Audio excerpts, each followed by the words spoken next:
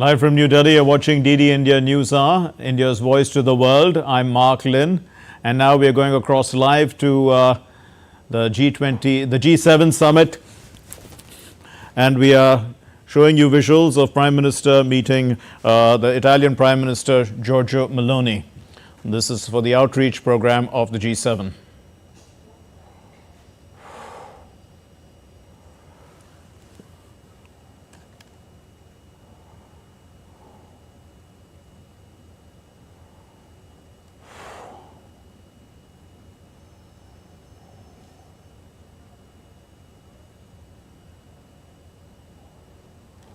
Visuals that have just come in a short while ago. Prime Minister Narendra Modi at the Outreach Summit at the G7, where he will be speaking as well.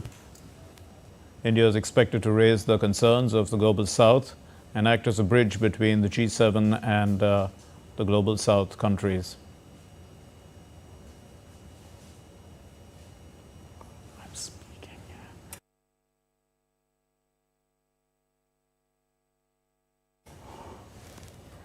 Once again, we continue to show you this visual, which has come in just a short while ago, of Prime Minister Narendra Modi meeting with the Italian Prime Minister who's hosting the G7 summit. Currently, Italy is in the presidency of the G7, taken over from Japan, and will be handing it over to Canada, if I'm not mistaken, at the end of this year. The G7 pretty much now tries to align its work with the G20, and India played a significant role in the G20 as well last year when India was the president and continues to be on the troika of the G20. But India also playing a very significant role in the G7, as India has been invited 11 times to the G7 summits, and this is the 5th time that Prime Minister Narendra Modi is at the G7 summit. India continues to be the fastest growing large economy of the world, and if we do look at the history of the G7, then G7 is a grouping of industrialized countries. But of course, countries like India and emerging countries are growing at a much faster pace than the G7 themselves, though these industrialized countries continue to direct much of the flows that concern global markets and also the global architecture.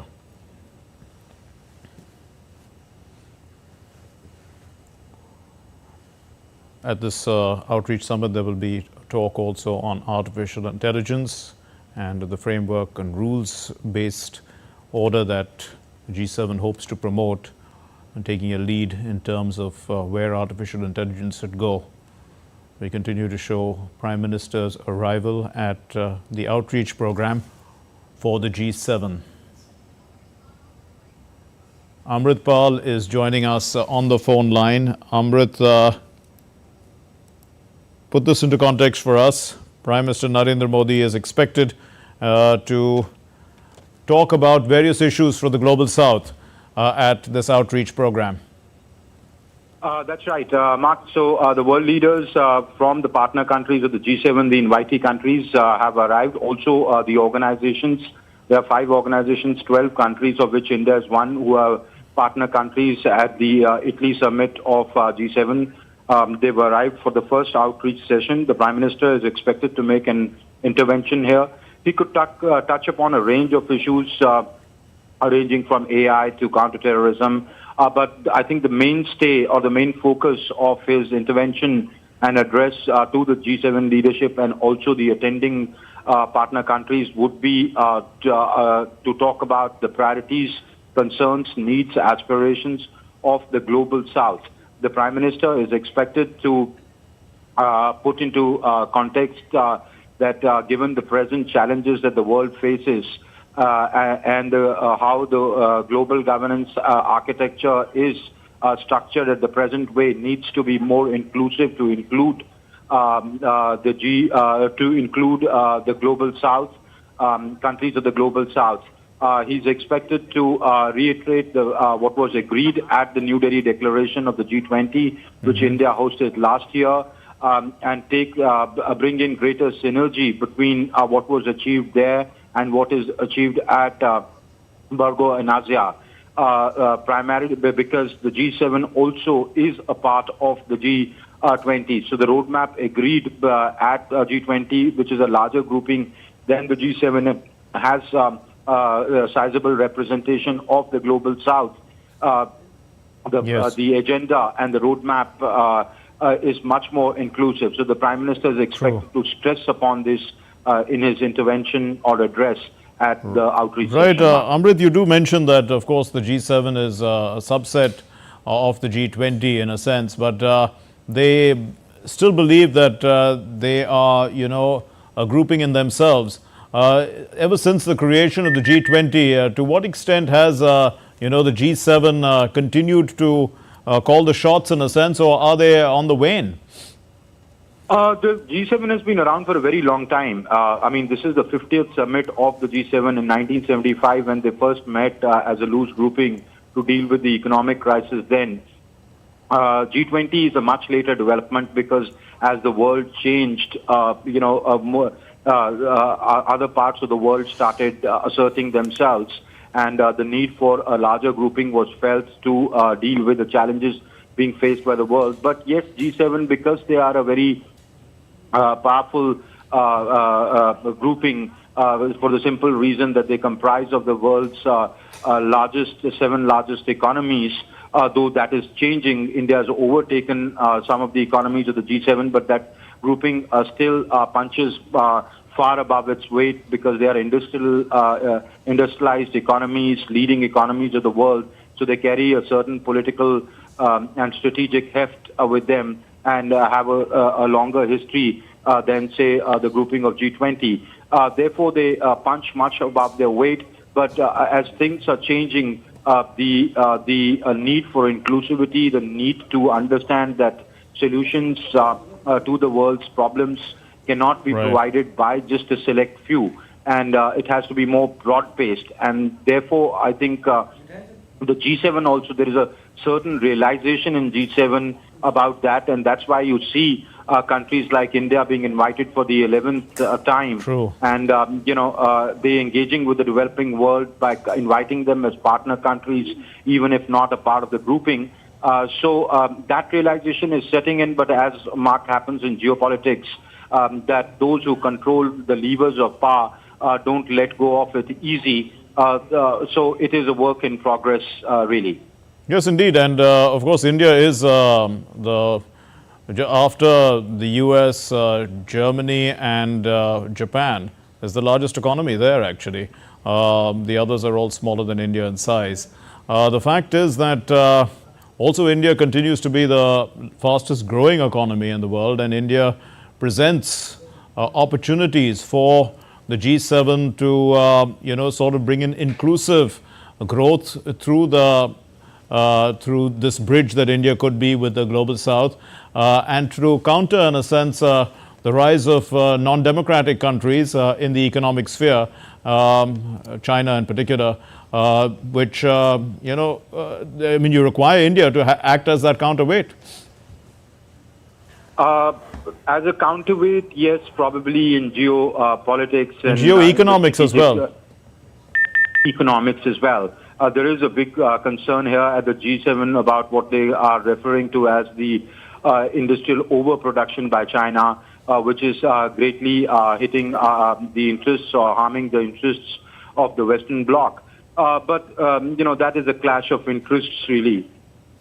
India, in its participation at the previous G7 summits, last year the Prime Minister spoke at Hiroshima, where he talked about life and to deal with the climate change challenges. India doesn't look at it as any kind of one-man upmanship. It rather acts as a voice of reason and saying on conflicts. For example, when Prime Minister Modi met President Zelensky, this was his advice to him, or that was what was conveyed to President Zelensky, that dialogue and diplomacy is the way forward. So India is trying to act as a voice of reason. India is trying to act as a bridge between the global south and the developed world, saying that unless you take these people along, unless you take this part of the world along, you cannot solve the problems or the challenges being faced for the world.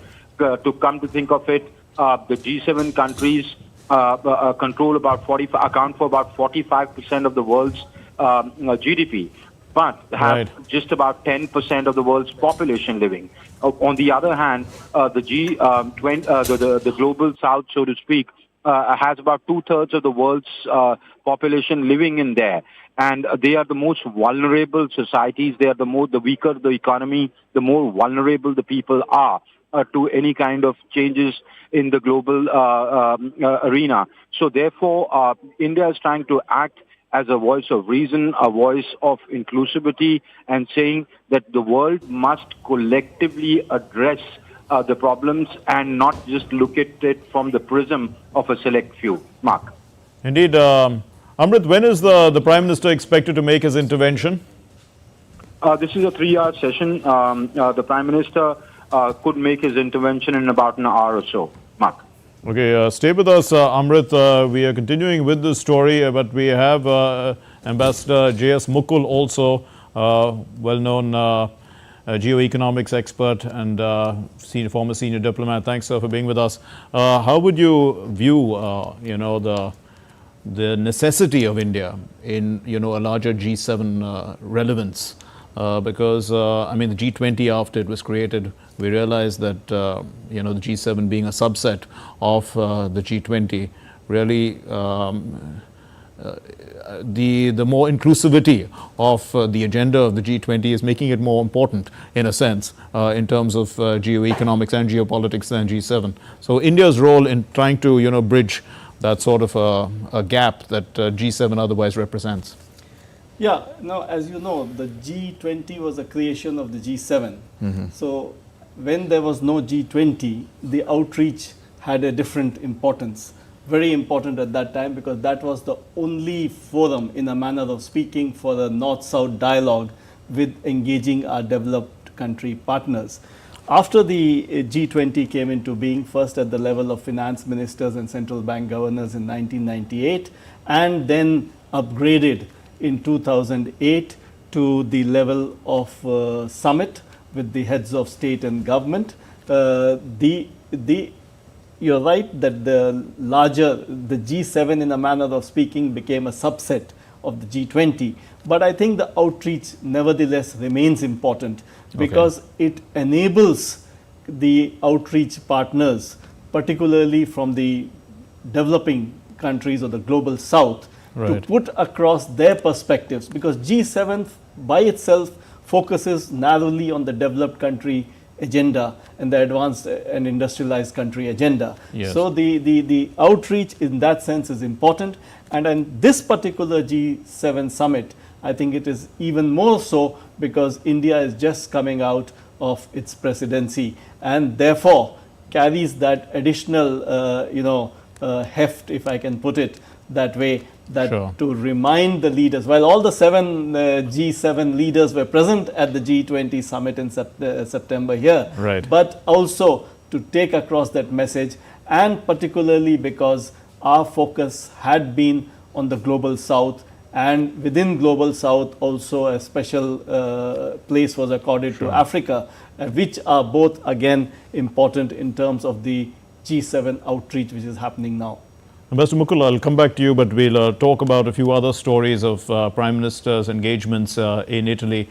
The Prime Minister Narendra Modi and the French President Emmanuel Macron, they discussed cooperation in several sectors as they met on the sidelines of the G7 summit in Italy.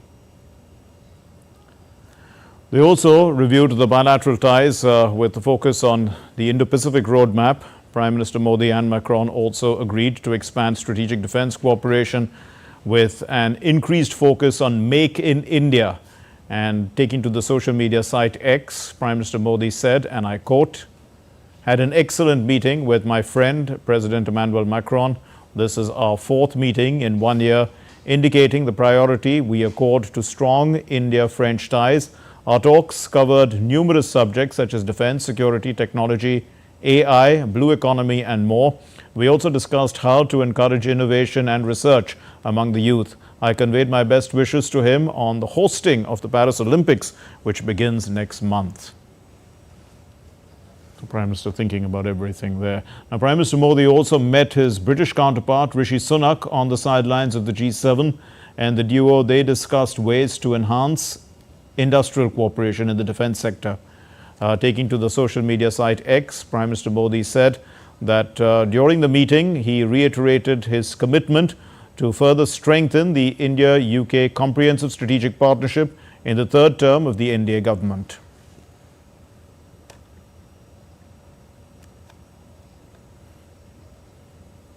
Prime Minister Modi also held talks with the Ukrainian President Volodymyr Zelensky on the sidelines of the summit. Both leaders discussed ways to strengthen bilateral relations. They also exchanged views on the situation in Ukraine and the upcoming summit on peace being hosted by Switzerland. Taking to the social media site X, Prime Minister Modi said, and I quote, India is eager to further cement bilateral relations with Ukraine. Regarding the ongoing hostilities, reiterated that India believes in a human-centric approach and believes that the way to peace is through dialogue and diplomacy, unquote.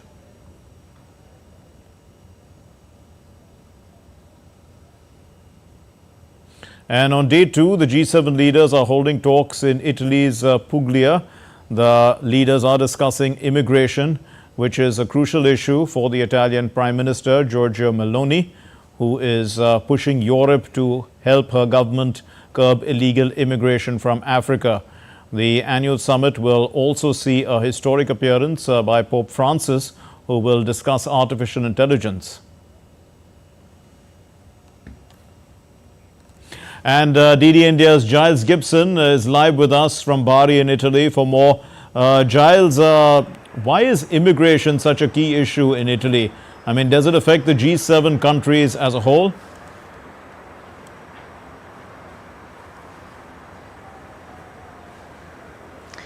It's a key issue for the Italian Prime Minister Giorgia Meloni because she comes from, or she leads, the far-right Brothers of Italy party.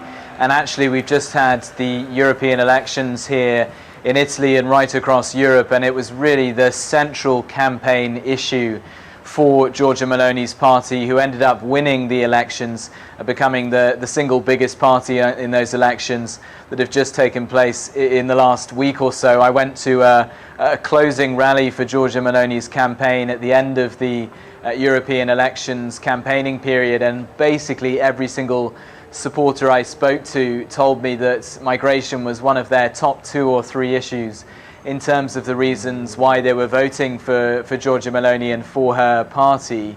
Now, you're right, this is a pretty disparate group, the G7, in terms of their sort of geographical locations around the world, but in different ways, a lot of these countries are facing similar challenges when it comes to migration. For example, Giorgia Meloni has built a pretty strong partnership with Rishi Sunak, the UK Prime Minister, when it comes to migration policy, because both of those countries, Italy and the UK, are trying to stop small boats crossing either the English Channel or the Mediterranean, depending on which country you're talking about. Yes. Those small boats crossing those bodies of water in order for migrants to try to claim asylum inside those countries.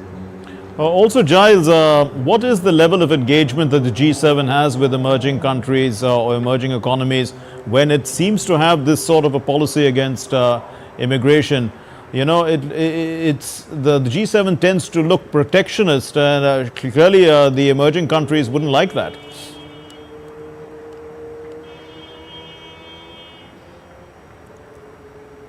Well, that allegation that the G7 is a sort of closed club, that it's protectionist, the word they use there, is something that Giorgia Meloni, the host and the Italian Prime Minister, has been pushing back against very strongly. In her opening remarks, actually, on day 1 of the summit, we saw Giorgia Meloni talking about how she didn't want the G7 to be a fortress, was the word she used. So, you know, a kind of a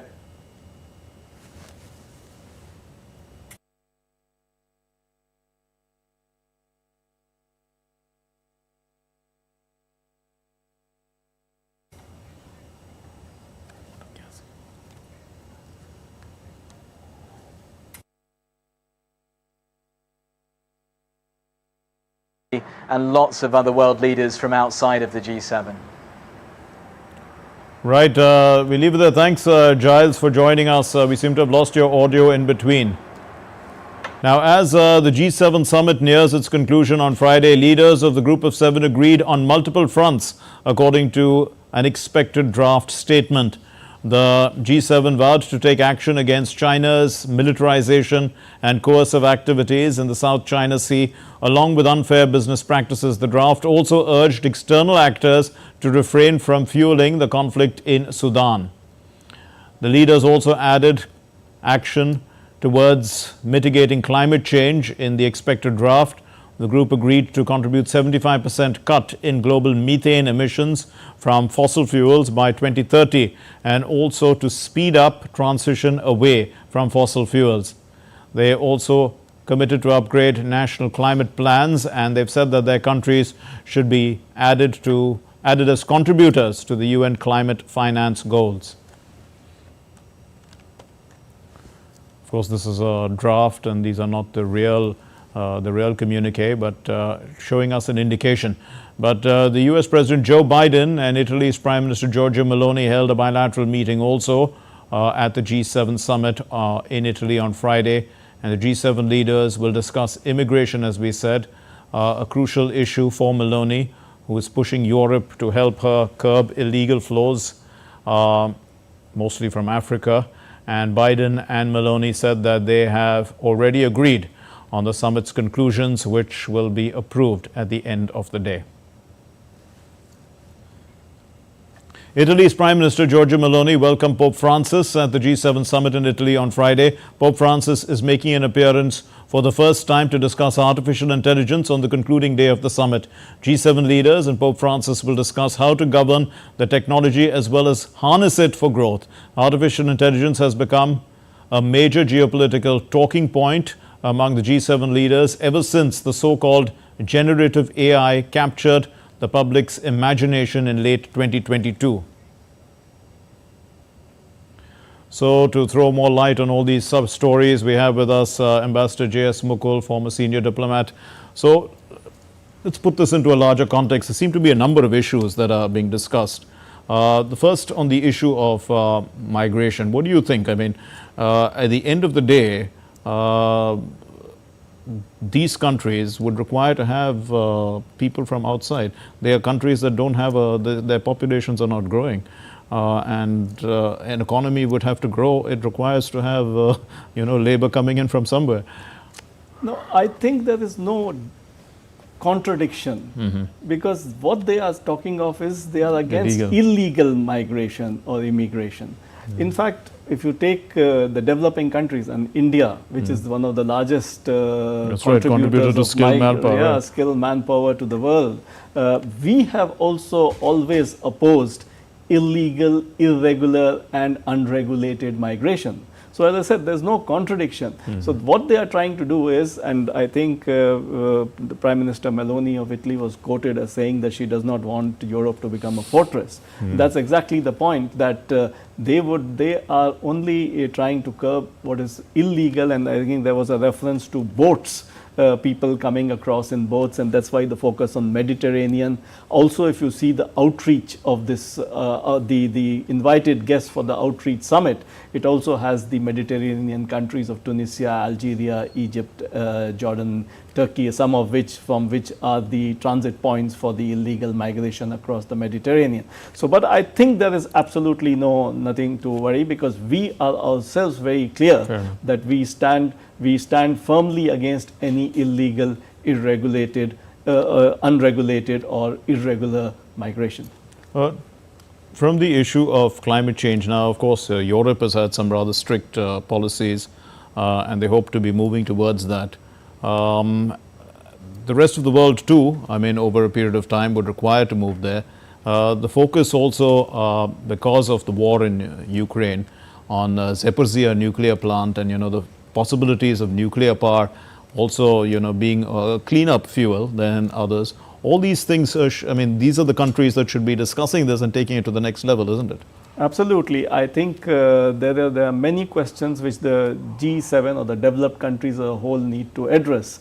And from their perspective, they have to have clarity as to what they want to do, because ultimately it is their responsibility in the first place. While we are not shying away from contributing our part, but they have to take the lead. Sure.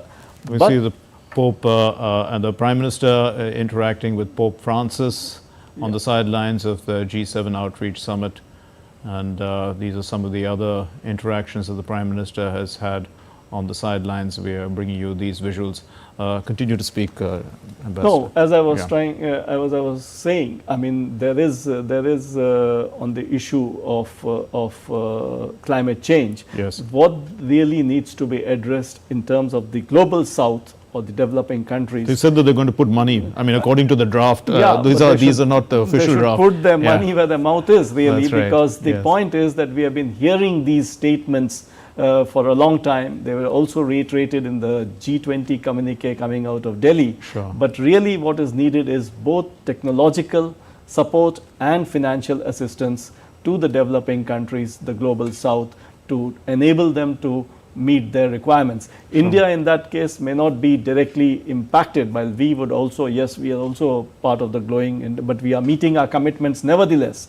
But there are a large number of poorer and countries which are more challenged in this way, that they are desperately in need of technology and finance from the developed countries. Now, there are various funds created, but they have always been reneging on them. The 100 billion which was supposed to be coming across from 2020 to 2025, I don't think that commitment has been fulfilled. There have been other funds created, but my understanding is that a lot of gap remains in terms of the commitments that are supposed to be coming. Indeed, and even in terms of financing the global goals, at the end of the day, the developing world requires to have some sort of funding that comes in from the developed world.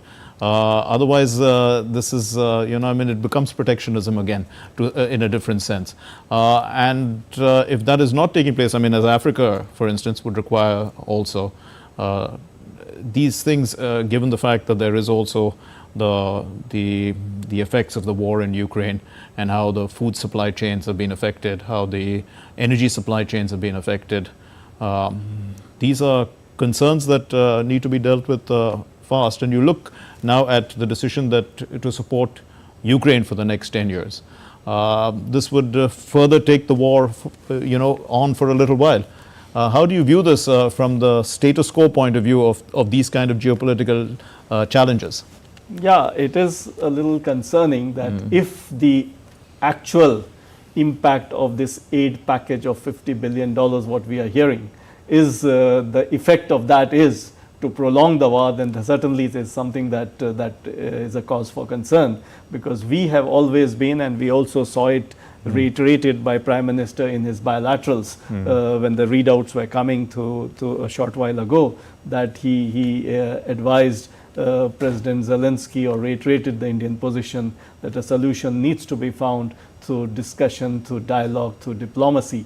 And also, I think in terms of the supply chains, it is very clear that while the war itself may be in Europe, it is the developing countries which are most impacted, whether be it in terms of the food security because of the rising costs of the food, the fertilizers, the energy, fuel, etc. And we have also been at the receiving end of some of these. So yes, it is absolutely important for the G7 summit in the first place, but also with the help of the outreach, to really address some of these pressing issues which are calling out for solutions. One of the big concerns also, Ambassador Mukul, would be about reform of multilateral institutions. Of course, we talk about it and we push for it, but if push comes to shove or things have to change, ultimately G7 has to take some decisions, isn't it? And this is probably the time when they have to realize that the world is changing. Going back to this question of whether G20 becomes more relevant and can make this change more effective than G7 themselves. Yeah, one very clear message which came out of the G20 summit was the reform of the multilateral institutions. I mean, India has always been a strong supporter of multilateralism. And today we can say that India is a strong supporter of reformed multilateralism, because many of these organizations which were crafted in the middle of the last century have really not kept pace with the times, and therefore are crying out for reforms. They need to adapt to the changing realities and reflect the current conditions. Now, whether you start with the United Nations, the reform of the United Nations with UN Security Council, whether it's the Bretton Woods institutions of the IMF and the World Bank, which I recall from the first summit, first summits of the G20 in 2009 in Pittsburgh. There was a call at that time for reform of the quotas and the voting rights in these Bretton Woods institutions. There is the WTO reforms which are on the table, because we saw that the dispute settlement in WTO was almost dysfunctional for some time. There was the reform of the WHO. We saw it during the COVID pandemic, that the WHO came up very short, and so on and so forth. There are a large number of international or multilateral organizations calling for reform. I don't know whether that is really on the agenda, because the agenda for these summits is. Do you think that India, I mean, being the host, being a outreach member for so long, I mean, do you think G7 should expand to include? After all, India is the 5th largest economy, going to be the 4th largest soon, going to be the 3rd largest soon. I mean, India belongs there. Strictly speaking, if you look at what their goal is, India is a democracy. They are democracies. They look for rules-based order. India follows the rules-based order. These are the things that matter.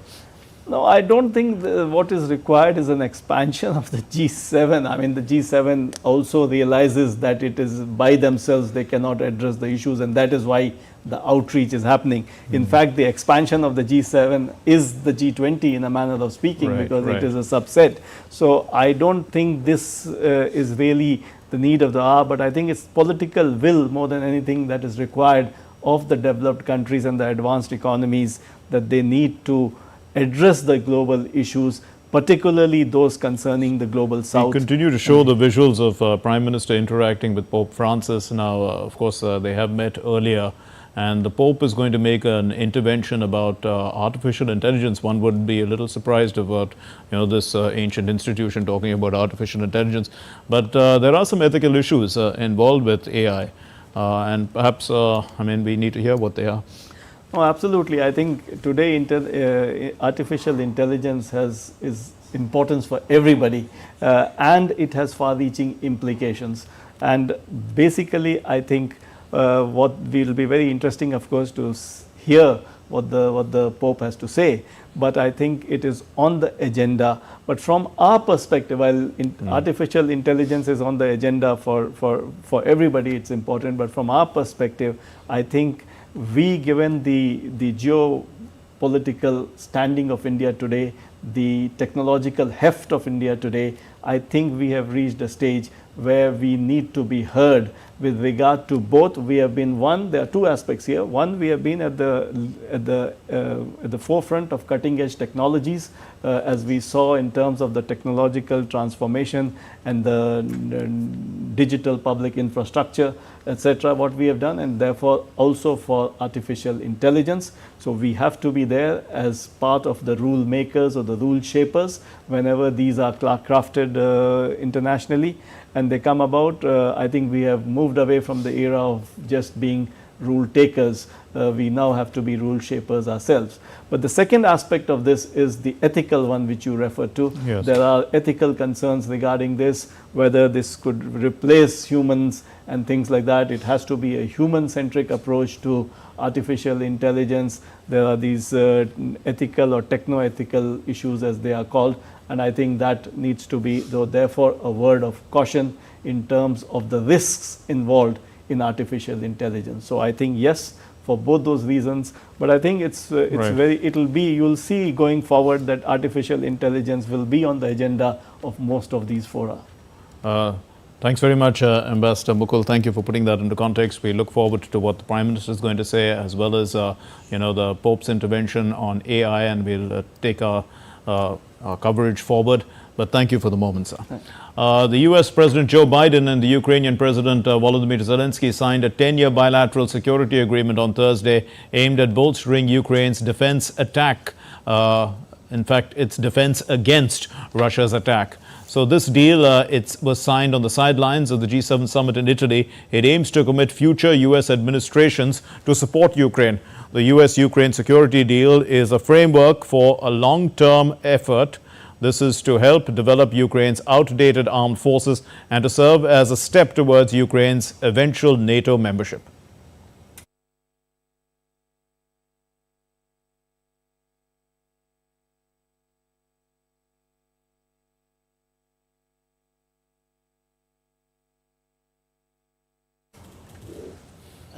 President Zelensky and I have just now signed that agreement between the United States and Ukraine.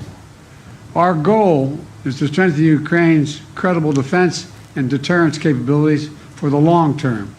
The United States is going to help ensure that Ukraine can do both, not by sending American troops to fight in Ukraine, but by providing weapons and ammunition, expanding intelligence sharing, continuing to train brave Ukrainian troops at bases in Europe and the United States, enhancing interoperability between our militaries in line with NATO standards, investing in Ukraine's defense industrial base, so in time, they can supply their own weapons and munitions. The Ukrainian President Zelensky called the agreement historic, saying that it is a bridge towards Ukraine's eventual NATO membership.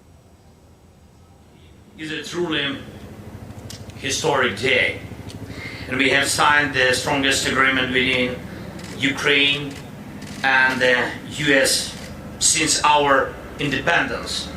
And this is something that will not only provide security, but also new good jobs for Ukrainians and Americans. The issue of NATO is covered through the text of the agreement. It states that America supports Ukraine's future membership in NATO and recognizes that our security agreement is a bridge to Ukraine's membership in NATO.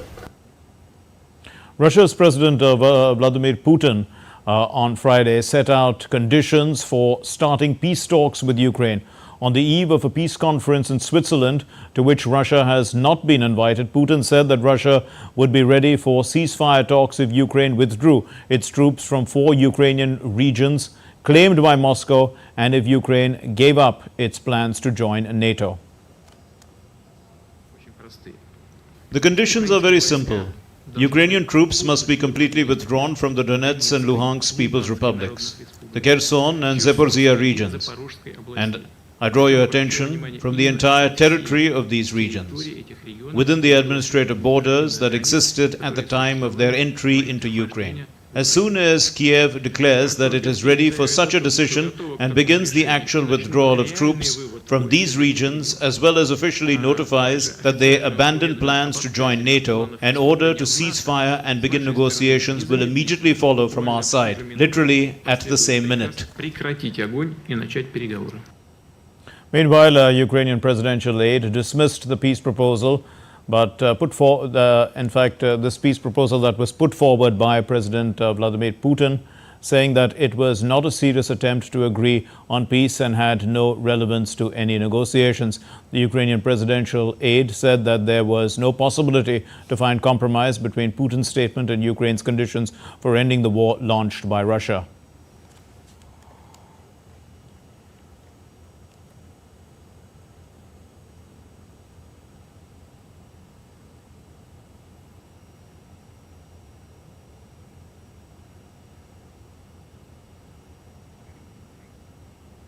Now, Moscow, which has not been invited to the upcoming international conference in Ukraine, has called the gathering futile.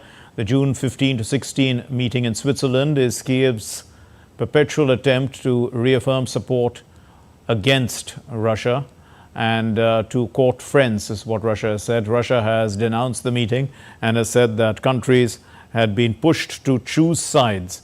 The U.S. Vice President Kamala Harris, French President Macron and the leaders of Germany, Italy, Germany, Italy, Britain, Canada and Japan are among those who are set to attend. whereas China has decided not to participate in this meeting as Ukraine's friend. China, along with Brazil, is pushing for a separate peace plan for Ukraine that calls for the participation of both of the warring parties. Moscow has previously voiced its support for China's efforts to end the conflict. The Reform UK party has overtaken the British Prime Minister Rishi Sunak's Conservatives in an opinion poll. Ahead of Britain's 4th of July election, Reform UK leader Nigel Farage declared that his party was the opposition to Labour, after an opinion poll showed that it had overtaken the Conservatives for the first time. The survey, which involved 2,211 participants and was carried out on 12th and 13th of June, it revealed that the Reform UK had garnered 19% of the support, which is a 2% increase from their previous standing, while the Conservatives remained unchallenged and unchanged, not unchallenged. In fact, they remained unchanged and have been challenged at 18%. What I will do, if you give me the honour of being your Member of Parliament, I will stand up and fight for people. I will stand up and fight for small businesses against the regulators. I will stand up and fight for people to get their rights. I will stand up and fight to make sure that schools are not poisoning the minds of your children.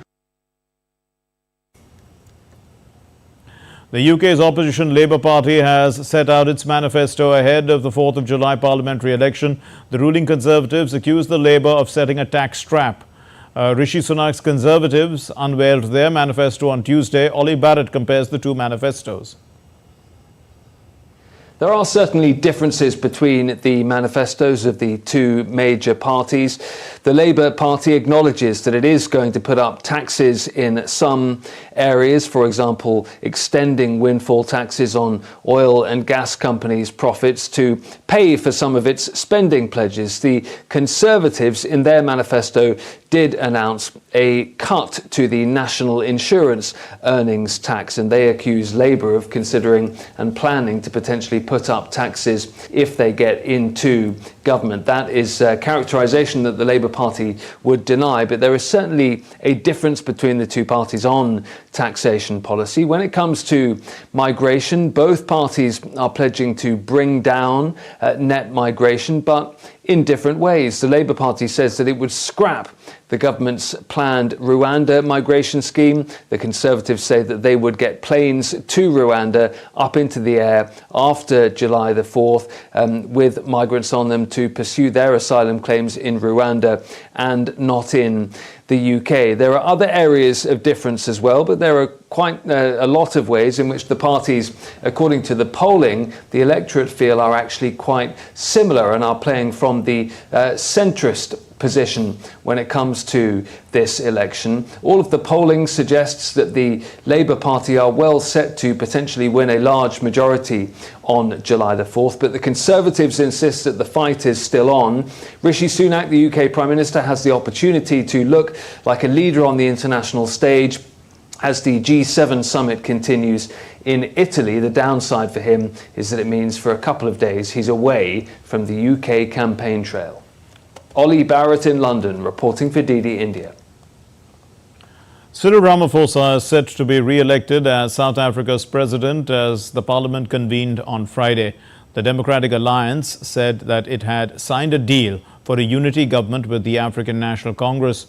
The two opposing parties will now come together to usher in a new era in South African politics. Two smaller parties, the Inkatha Freedom Party and the right-wing Patriotic Alliance, will also take part in this unity government, they've said. NATO defense ministers are meeting in Brussels for the second day. The ministers of NATO member states, they had gathered on Thursday to discuss their support for Ukraine. Ukraine's defense minister Rustem Umerov in a statement said that urgent needs, this is for more supplies and weapons, and also the ammunition for Ukraine will be discussed at this meeting. And furthermore, the foreign ministers will also discuss a long-term financial pledge for Ukraine.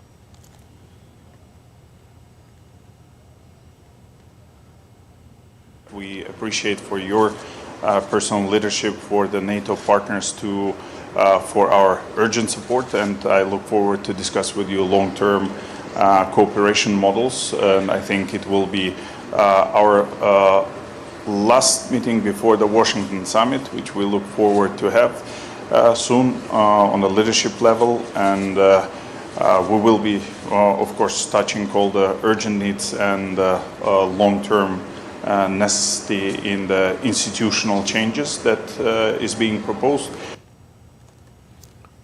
Washington's top diplomat in Taiwan has warned on Friday that China's provocative actions around Taiwan, Japan and South China Sea could unintentionally spark a broader conflict. Speaking at a press conference, Sandra Oudkirk, the outgoing director of the American Institute in Taiwan, emphasized the position of the United States. The United States is profoundly devoted to a status quo in the Straits and in the region, the broader region, that is one of peace and stability. And that is why we have consistently urged the PRC to avoid coercive or provocative actions. New Zealand's Prime Minister Christopher Luxon and the Chinese Premier Li Qiang, they hailed bilateral ties and business connections on Friday. What's happened is that on Thursday, both these leaders had met in Wellington and they signed bilateral agreements on trade and climate during Li's trip. The highest level Chinese official to visit New Zealand in 7 years. New Zealand's Prime Minister said that his government was focusing on creating opportunities for exporters.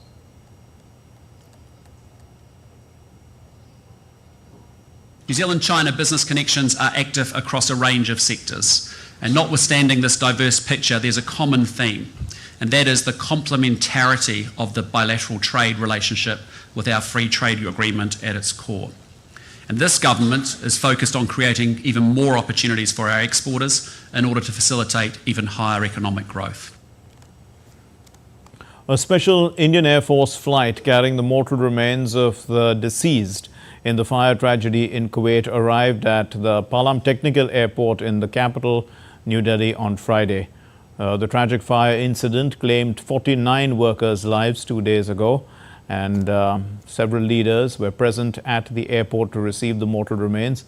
The Minister of State in the Ministry of External Affairs, Kirti Vardhan Singh, said that the Indian Embassy is constantly in touch with the injured and monitoring the situation there. माननीय प्रधानमंत्री के जो कोई direction थे, हम लोगों को हमारे एक्सटर्नल अफेयर्स मिनिस्टर के द्वारा हम लोगों को मिला किए और हम लोग उसी के तहत काम किया किए। और वहाँ पे जो हमारे एम्बेसी के लोग हैं, हमारे आदरणीय एम्बेसडर साहब, वो भी बहुत तेज़ी से इसमें लगे रहे और हम लोग सारे वहाँ के मिनिस्टर्स से मिले और उनका हमारे कुवैत की सरकार का बहुत बड़ा कोऑपरेशन इसमें रहा है। After a devastating landslide in Papua New Guinea's Enga province, relief assistance from India reached the island nation on Friday.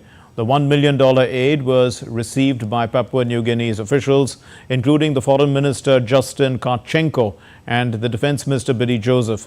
India's High Commissioner handed over the material to the Foreign Minister Karchenko, and he thanked his Indian counterpart S. Jaishankar for the timely help.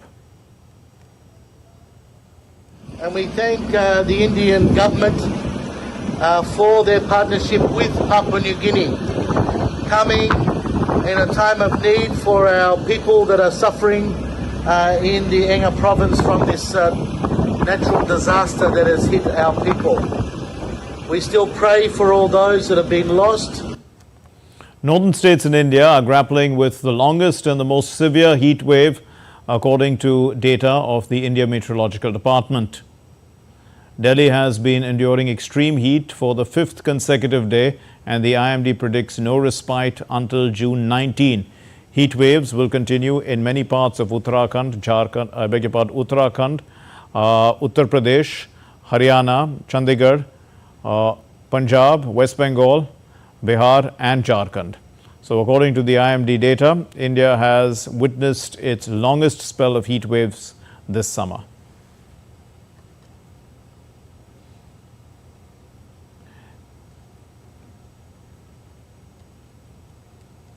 And India has released data for May trade. The figures on June 14 show that India's total exports were estimated to grow at 10.25% in May 2024. The cumulative overall exports during April to May 2024 estimated to grow at 9.21%. According to the data, India's merchandise exports in May 2024 rose by 9.10% to US dollars 38.13 billion from US dollars 34.95 billion in the year ago month. Cumulative value of exports during April-May 2024 stands at US dollars 73.12 billion as compared to US dollars 69.57 billion during the April-May 2023, registering a positive growth of 5.10%. Trade Secretary Sunil Partwal, while releasing the figures, said that things were optimistic for the trade sector. He added that rise in exports in May was driven by growth in outbound shipments of pharmaceutical products, petroleum products, engineering goods, electronic goods, and others. Let's take a look now at other stories making the news. In one of the largest crackdowns on betting in Madhya Pradesh, Ujjain police have raided the house of a bookie Piyush Chopra, who went absconding. Now, the police seized more than 14 crore Indian rupees. 14 crore is 140 million Indian rupees, and the foreign currencies, and 7 kgs also of silver, and 9 people have been arrested so far.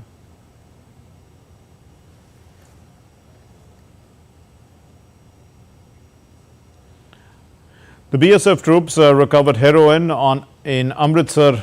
This was on the border of Amritsar after an extensive search operation in the early hours on Friday. The drug packet was found in a farming field adjacent to a village, Hardo Ratan of Amritsar district.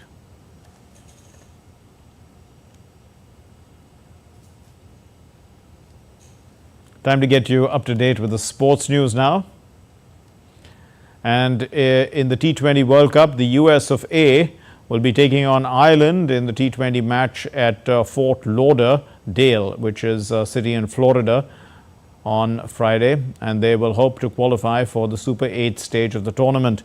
The USA can join India with a win against the Irish. Pakistan, who are also in Group A, will be closely monitoring this game, and they are hoping for an Irish win to stay in contention for a Super 8 slot. Weather forecasts, they hint at a strong possibility of rain, and even a washout would eliminate Pakistan from the competition. Pakistan have 2 points from 3 games, and the United States have 4 points from 3 games. Well, that's all we have in this edition of DD India News Hour, but let's know your thoughts on the news of the day. And for those of you on the go, you can get all the latest news and updates from India and across the world on the DD India mobile app. The app is available on both Android and iOS platforms. Scan the QR code and download it. We'll be back with more news as it breaks here on DD India. I'm Mark Lynn. From all of us here in Delhi, thanks very much for watching DD India News Hour. Namaskar.